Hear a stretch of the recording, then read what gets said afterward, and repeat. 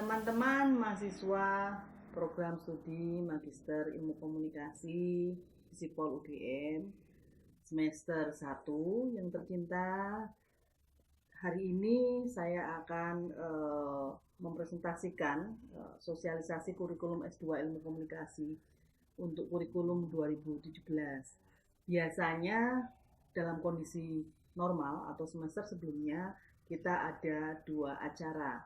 Yang pertama adalah acara sosialisasi kurikulum Prodi Magister Ilmu Komunikasi untuk kurikulum tahun 2017, dan yang kedua biasanya ada wawancara peminatan. Tapi karena kita sedang berada dalam situasi pandemi COVID-19, kita akan melakukan keduanya dalam bentuk daring atau online. Yang penting teman-teman semua baik di rumah maupun di kos masing-masing sehat semua. Nah, untuk pertanyaan dan juga nanti jawaban akan kita lakukan melalui WhatsApp Group. Jadi simak dulu video ini, kemudian kita akan berdiskusi dengan saya, Mas Adam, dan mungkin juga Mbak Okta dan Mbak Artis untuk kemudian didiskusikan melalui WhatsApp Group. Nah, saya akan mulai dari struktur kurikulum 2017. Struktur kurikulum untuk program Magister Ilmu Komunikasi atau program studi Magister Ilmu Komunikasi atau Prodi Magister Ilmu Komunikasi untuk tahun 2017 didesain dengan model peminatan. Jadi terdapat 4 peminatan yang ditawarkan, yang mungkin teman-teman sudah membaca soft copy untuk buku kurikulumnya. Terdapat 4 peminatan yang ditawarkan. Yang pertama adalah studi komunikasi. Sebelum 2017 disebut dengan konsentrasi ilmu komunikasi. Kemudian peminatan yang kedua adalah kebijakan komunikasi. Peminatan ketiga manajemen komunikasi, dan peminatan keempat adalah kajian media dan budaya. Struktur kurikulum ini terdiri dari 6 mata kuliah sebagai wajib prodi, 1 mata kuliah sebagai pilihan prodi yang masing-masing kuliahnya mempunyai 3 SKS. Kemudian struktur yang kedua adalah peminatannya. Peminatannya terdiri dari 3 mata kuliah atau 9 SKS, yang itu wajib peminatan, memilih dari 4 peminatan yang sudah saya jelaskan di depan. Dan juga yang paling bawah adalah 3 mata kuliah atau pilihan peminatan. Untuk pilihan peminatan, teman-teman bisa memilih peminatan yang berbeda. Misalnya, untuk wajib peminatan, teman-teman memilih untuk studi komunikasi, tapi untuk pilihan peminatan, teman-teman membutuhkan, mungkin sesuai dengan pekerjaan atau sesuai dengan rencana tesisnya, membutuhkan mata kuliah yang dipilih dari beberapa peminatan. 3 mata kuliah untuk pilihan bisa diambilkan dari peminatan yang di luar studi komunikasi, sebagai contohnya. Untuk mata kuliah wajib prodi, teman-teman semester ini sudah melakukan 4 mata kuliah wajib prodi, yaitu metode riset ilmu komunikasi, tradisi riset komunikasi, komunikasi dan isu kontemporer, dan juga komunikasi digital. Nanti teman-teman bisa sambil lihat PowerPoint yang akan kita sampaikan ke teman-teman. Sementara mata kuliah wajib prodi yang lainnya adalah penulisan dan seminar proposal, itu nanti untuk semester 3, dan tesis yang biasanya dimulai di semester akhir semester 3 atau awal semester 4. Kemudian untuk mata kuliah pilihan prodi, teman-teman juga sudah atau sedang melakukannya semester ini. Ada 4 mata kuliah: perspektif konten komunikasi, ekonomi politik komunikasi, manajemen komunikasi krisis, dan cyberculture. Kemudian untuk mata kuliah wajib peminatan, nah ini teman-teman lihat di tabel, ada 3 mata kuliah wajib peminatan yang terdapat di masing-masing peminatan, sehingga kita punya 12 mata kuliah wajib peminatan karena masing-masing peminatan terdapat 3 mata kuliah wajib peminatan. Yang untuk studi komunikasi, 3 mata kuliah wajibnya adalah teori media dan masyarakat, media global dan jurnalisme, komunikasi, perspektif, sistem, dan aktor komunikasi. 3 mata kuliah ya, yang untuk studi komunikasi. Yang kedua, untuk peminatan kebijakan komunikasi. Teori kebijakan komunikasi, analisis kebijakan komunikasi, dan etika kebijakan komunikasi. Sedangkan 3 mata kuliah untuk peminatan manajemen komunikasi ada teori komunikasi organisasi, teori komunikasi strategis, dan juga manajemen komunikasi korporat dan PR. Untuk mata kuliah media dan budaya ada teori media dan budaya, media dan perspektif sosial, dan kajian media global. Jadi itu untuk mata kuliah wajib peminatannya. Nanti teman-teman lihat kira-kira mana yang paling sesuai dengan kebutuhan teman-teman. Bisa disesuaikan dengan skripsi waktu melakukan S1, bisa disesuaikan juga dengan pekerjaan sekarang atau rencana pekerjaan, atau mungkin teman-teman yang ingin jadi dosen, kira-kira passion keilmuannya akan kemana. Kemudian untuk mata kuliah pilihan peminatan, ini yang tadi saya jelaskan, teman-teman tidak harus memilih di satu kotak yang sama, tapi bisa memilih di beberapa kota sepanjang tersedia, karena setiap mata kuliah ada kuota untuk maksimalnya. Mata kuliah pilihan peminatan ada 12. Yang pertama, yang relevansinya dengan peminatan studi komunikasi, meskipun tidak harus diambil oleh teman-teman yang peminatan studi komunikasi, ada 3 mata kuliah: komunikasi dan interaksi manusia, media dan politik, dan juga literasi digital.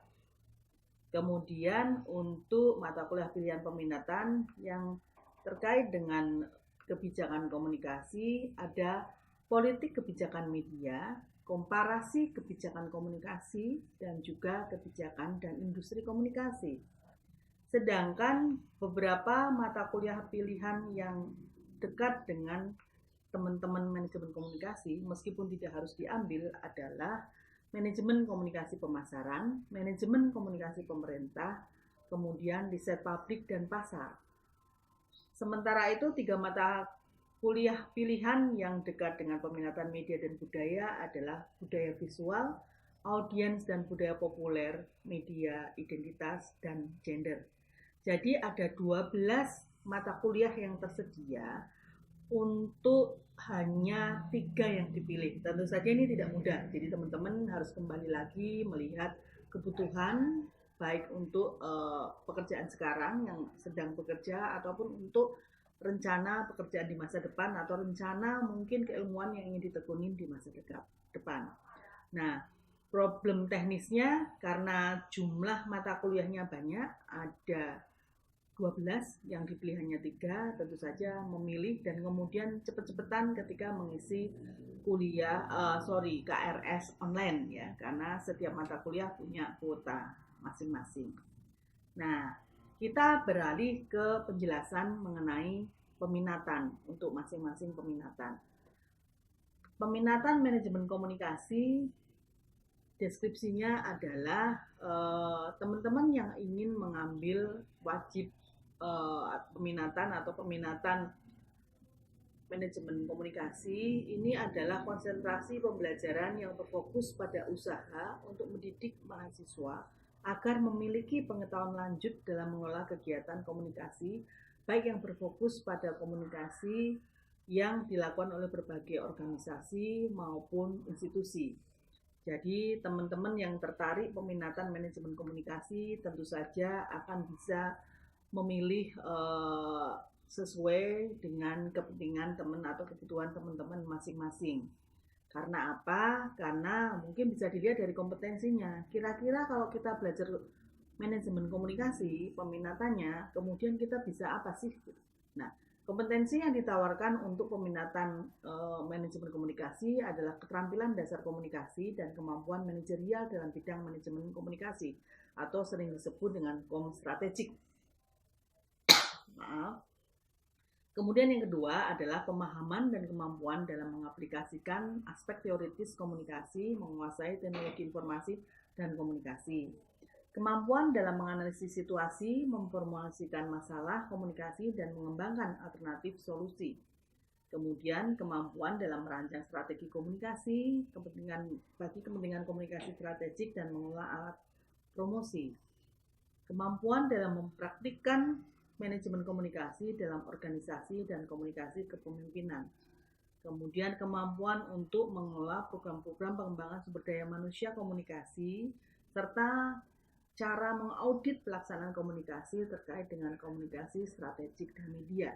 Jadi teman-teman yang memang berminat di manajemen komunikasi, inilah kompetensi yang ditawarkan oleh peminatan untuk manajemen komunikasi. Nah, untuk mata kuliah yang bisa dipilih tadi sudah saya jelaskan dan nanti bisa dilihat di buku kurikulum maupun di PowerPoint yang akan dibagikan mengenai deskripsi untuk mata kuliah wajibnya, tapi secara singkat mungkin bisa saya jelaskan seperti ini. Untuk mata kuliah wajib yang teori komunikasi organisasi, mata kuliah ini membahas dinamika proses komunikasi pada tataran organisasi. Kemudian mata kuliah untuk teori komunikasi strategik lebih banyak mengeksplorasi berbagai teori dalam komunikasi strategik sebagai sebuah kajian baru yang kini menjadi satu kecenderungan baru untuk menampung berbagai disiplin lama yang mulai kehilangan relevansinya dengan perkembangan teknologi komunikasi mutakhir. Jadi jangan khawatir, teman-teman nanti akan mengikuti mata kuliah teori komunikasi strategik ini juga dikaitkan dengan teknologi komunikasi yang mutakhir. Artinya misalnya penggunaan media digital itu juga menjadi bagian dari yang dipelajari di teori komunikasi strategik. Mata kuliah yang ketiga untuk peminatan manajemen komunikasi adalah teori komunikasi korporat dan PR yang membahas bagaimana mengelola kegiatan komunikasi antar organisasi dengan berbagai pemangku kepentingan yang sering disebut dengan manajemen komunikasi korporat sebagai alternatif untuk istilah public relation atau kehumasan. Nah, sekarang kita beralih untuk peminatan kebijakan komunikasi. Peminatan kebijakan komunikasi adalah peminatan yang dimaksudkan untuk menghasilkan lulusan S2 yang memiliki kompetensi untuk menjadi analis dan profesional di bidang kebijakan yang menguasai isu-isu kebijakan di bidang komunikasi dan media. Kompetensinya menganalisis perkembangan ilmu pengetahuan, teknologi, dan atau seni, yang kemudian juga memecahkan permasalahan di bidang disiplin ilmu serta mengembangkan kinerja dalam karir tertentu dengan ketajaman analisis. Tentu saja ini menjadi spesifik karena kemudian diharapkan untuk teman-teman yang mengambil kebijakan komunikasi juga bisa mempunyai kemampuan untuk mengkonstruksi model kebijakan komunikasi yang mengoptimalkan pencapaian nilai-nilai ideal dalam sebuah kebijakan komunikasi. Nah, tawaran mata kuliah wajibnya adalah 3. Yang pertama, teori kebijakan komunikasi, isinya dasar-dasar spesifik tentang studi kebijakan komunikasi, baik secara ontologis, epistemologis, dan juga aksiologis. Kemudian yang kedua, metode penelitian kebijakan komunikasi yang mempelajari cara dan teknik eksplorasi kebijakan komunikasi. Yang ketiga adalah komparasi kebijakan komunikasi. Maaf ada paket, nggak apa-apa saya lanjut. Komparasi kebijakan komunikasi memperkuat perspektif komparasi kebijakan antara satu negara dengan negara lainnya. Kemudian kita beralih untuk peminatan media dan budaya. Peminatan media dan budaya dibuat oleh Prodi Magister Ilmu Komunikasi mulai tahun 2017 sebagai antisipasi atau sebagai jawaban terhadap perkembangan pesat media yang telah mendorong kebutuhan telaah komunikasi yang relevan dalam menanggapi diversitas fenomena komunikasi secara kontekstual. Terlebih dengan meledakan teknologi informasi dan komunikasi yang membuka baru bagi masyarakat Indonesia untuk memproduksi, mengkonsumsi, dan hidup dalam ekologi arus informasi, pendekatan baru ini menjadi signifikan. Nah, penekanannya untuk peminatan media dan budaya adalah untuk kemudian belajar tentang fenomena komunikasi yang menyentuh kehidupan keseharian masyarakat, yang tentu saja untuk mengembangkan sifat kritis sekaligus mendorong solusi atau resolusi dalam menanggapi fenomena dalam perkembangan dunia komunikasi. Kompetensinya apa? Kompetensinya untuk teman-teman yang tertarik untuk media dan budaya, yang pertama adalah keterampilan kritis untuk menganalisa arena dinamika kehidupan sosial. Kemudian yang kedua, kemampuan membaca, membedah, dan memformulasi persoalan fenomena sosial dalam interkoneksinya dengan arena komunikasi. Kemudian yang ketiga adalah mempunyai kemampuan atau sensitivitas dalam melihat dan mengeksplorasi sudut pandang membaca fenomena komunikasi yang ada di kehidupan masyarakat. Yang keempat, mengembangkan kemampuan untuk melakukan analisis fenomena komunikasi dan fenomena sosial yang berbasis realitas hidup, wacana, dan teks secara kontekstual. Yang terakhir adalah menguasai dan mengaplikasikan aspek teoritis komunikasi dan media dalam interkoneksi pengembangan dinamika kehidupan sosial. Nah, di mata kuliah yang ditawarkan di media dan budaya ada 3 mata kuliah yang wajib, yaitu teori media dan budaya, media dan perspektif sosial, dan kajian media global. Kemudian untuk peminatan yang keempat adalah studi komunikasi yang merupakan peminatan sebagai pendalaman konseptual fenomena komunikasi. Peminatan ini berfokus pada upaya untuk mendidik mahasiswa memiliki pengetahuan lanjut dalam mengetahui dan memahami keilmuan komunikasi secara lebih mendalam. Nah, kompetensinya memiliki pengetahuan yang mendalam terhadap ilmuwan komunikasi, memahami ilmu komunikasi dalam berbagai konteks, memahami metodologi keilmuan komunikasi secara lengkap dalam berbagai paradigma, dapat melakukan penelitian ilmu komunikasi dengan mendalam dan menjelaskan secara keilmuan. Jadi teman-teman yang tertarik untuk menjadi dosen atau peneliti, mungkin peminatan ini patut dipertimbangkan. Mata kuliah wajibnya ada 3, yaitu teori media dan masyarakat, media global dan jurnalisme, dan komunikasi, perspektif sistem dan aktor. Nah, itu penjelasan mengenai peminatan. Untuk teman-teman, yang penting adalah melihat masing-masing sejarahnya sendiri. Kira-kira apa sih mata kuliah yang disukai, kemudian skripsi kemarin apa, kalau ada pekerjaan sekarang apa, kira-kira tesis yang ingin ditulis seperti apa, kira-kira ke depan nanti mau mengembangkan diri baik dari sisi keilmuan maupun praktis seperti apa. Itu yang mungkin penting untuk dipertimbangkan supaya bisa memilih peminatan yang sesuai dan termasuk juga memilih mata kuliah pilihan yang sesuai dengan kebutuhan teman-teman.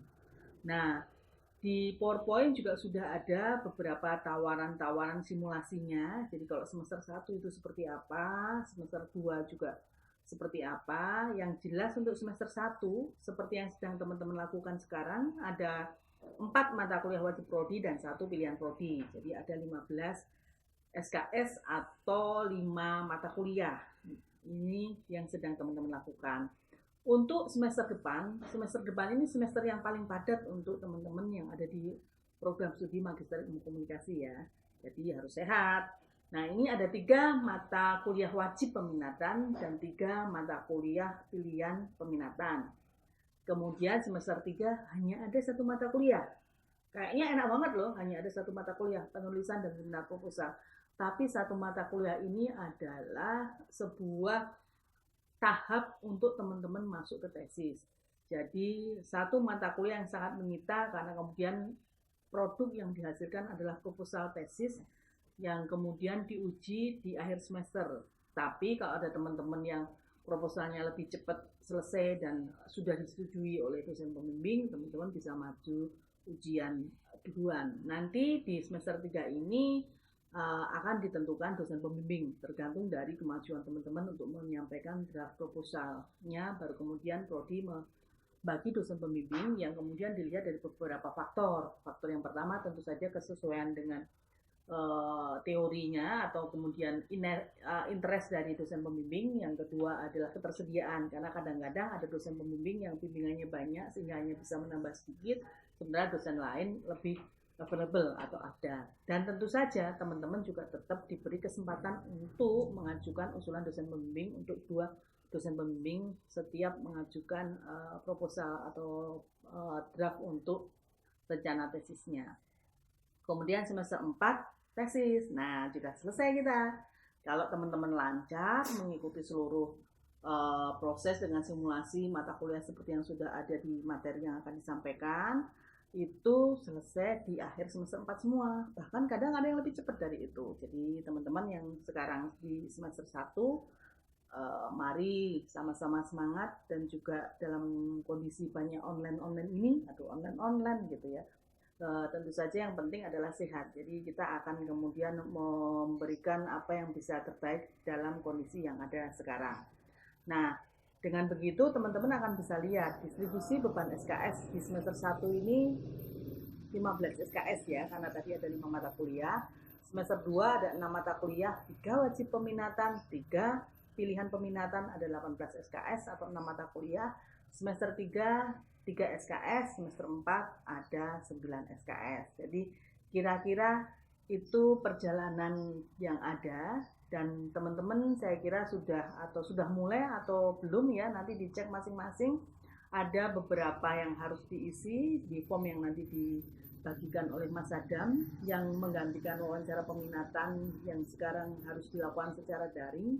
Ada nama, ada pekerjaan juga ada, kemudian kemarin skripsinya apa, rencana tesisnya apa, pilihan peminatan pertama dengan alasan apa, pilihan peminatan kedua dengan alasan apa. Kenapa perlu ada 2 pilihan? Karena teman-teman tentu harus punya backup ya. Selain kemudian juga mata kuliah yang ada di Visipol, termasuk di komunikasi, itu ada kuota minimal dan juga ada kuota maksimal yang nanti akan bisa kita lihat sesuai dengan arusnya. Arus dalam tanda arti teman-teman yang untuk semester 1 ini nanti akan cenderung kemana. Kalau mau dilihat dari beberapa semester yang kemarin, sebenarnya kita pernah menyelenggarakan 2 peminatan saja atau maksimal 3 peminatan. 3 peminatan itu biasanya studi komunikasi, manajemen komunikasi, dan media dan budaya. Tapi itu biasanya terjadi untuk teman-teman yang masuk di semester ganjil, karena jumlahnya biasanya sekitar 40 sampai 60. Tapi untuk mahasiswa yang semester genap itu hanya sekitar 20 sampai 30, biasanya hanya ada 2 peminatan. Nah, kebetulan di beberapa semester terakhir ini peminatan kebijakan komunikasi ini nggak ada yang milih gitu. Kalaupun ada, di bawah 7, padahal kita hanya bisa menyelenggarakan mata kuliah minimal 7, karena kalau tidak itu hitungan ruang, hitungan kemudian visibility atau ketersediaannya yang dihitung oleh fakultas itu tidak bisa masuk. Nah, saya kira itu penjelasan mengenai kurikulum 2017. Detail yang lainnya nanti bisa kita diskusikan melalui WhatsApp group. Jadi demikian sosialisasi yang dilakukan secara daring. Sebenarnya sedih nggak bisa ketemu teman-teman semua ya, karena kalau ketemu bisa sambil bercanda. Kalau lewat daring ini mau bercanda sama kamera susah dong. Nah, ini jadi kayak mazam saya gayanya. Oke gitu ya. Jadi nanti kita diskusi lewat WAG. Jaga kesehatan, sampai ketemu di WhatsApp group, dan sampai ketemu secara langsung semoga dalam waktu dekat ya, semester depan semoga kita sudah bisa ketemu di kelas gitu. Jadi sampai ketemu lagi di WhatsApp group untuk diskusi tentang kurikulum dan juga peminatan yang akan teman-teman lakukan di akhir, mulai disiapkan di akhir semester ini dan nanti dilakukan di awal semester ketika teman-teman melakukan KRS. Nah, oke, saya kira begitu. Salam dari saya, dari Mas Adam, dari Mbak Uta, dan Mbak Artis. Dan sekali lagi, jaga sehat, jaga bahagia juga ya, supaya belajar daringnya juga tetap bahagia. Dah.